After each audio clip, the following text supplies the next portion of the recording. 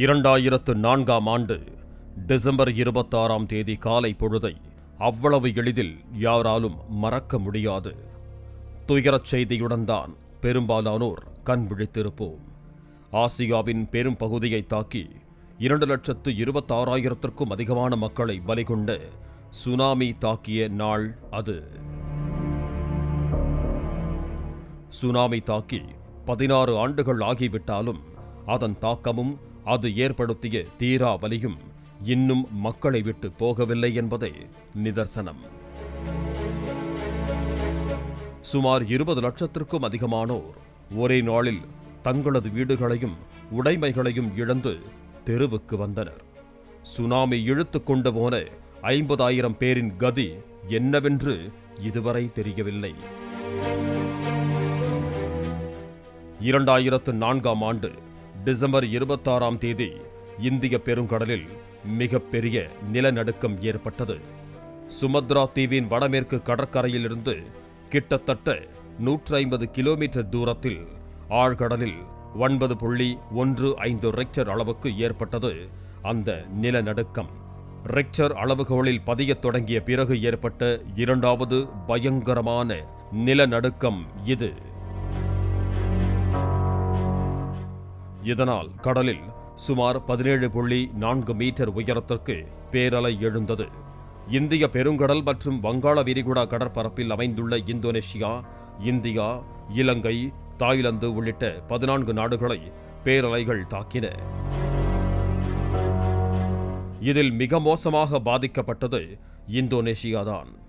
இந்தோனேஷியாவில் மட்டும் சுமார் 1,66,000க்கும் அதிகமானோர் உயிரிழந்தனர். மேலும் சுனாமி பேரலை சுமார் 5,000 கிலோமீட்டருக்கு மேல் பயணித்து தொலைதூரத்தில் ஆப்பிரிக்க கண்டத்தில் உள்ள கென்யா, சொமாலியா, டான்சானியா நாடுகளையும் தாக்கியது குறிப்பிடத்தக்கது. நிலநடுக்கம் ஏற்பட்ட பிறகு 2 மணி நேரத்திற்கு பிறகு இந்தியாவை தாக்கியது சுனாமி. இந்தியாவில் சுனாமியால் அதிகம் பாதிக்கப்பட்டது தமிழ்நாடுதான். சுனாமி தாக்குதலால் இந்தியாவில் மட்டும் 18,000க்கும் அதிகமானோர் உயிரிழந்திருக்கிறார்கள். அதில் தமிழகத்தில் மட்டும் 10,000க்கும் அதிகமானோர் உயிரிழந்தனர். தமிழகத்தில் நாகப்பட்டினம் மாவட்டம் கடுமையாக பாதிக்கப்பட்டது.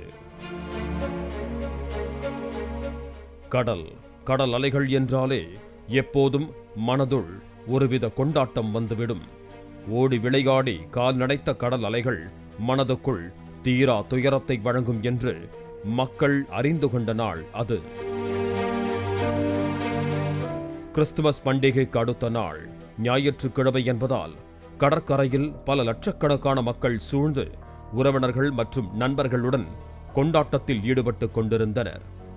அதிகாலை வேளையில் கடற்கரையில் நடைபயிற்சிக்கு சென்றவர்கள், தூங்கிக் கொண்டிருந்த மீனவர்கள், கடற்கரையில் கடை வைத்துள்ளவர்கள், கிறிஸ்துமஸ் முடிந்து கொண்டாட்டத்தில் இருந்தவர்கள் என்று பல்லாயிரக்கணக்கானோரை அப்படியே வாரி சுருட்டிச் சென்றது சுனாமி.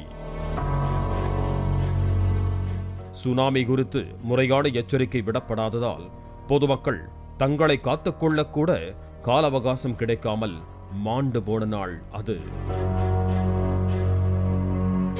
சுனாமி பாதிப்பு ஏற்பட்டு 16 ஆண்டுகள் ஆகிவிட்டாலும் மக்கள் மனதில் அது ஏற்படுத்திய வடு இன்னும் மறையவில்லை என்பதே நிதர்சனமான உண்மை.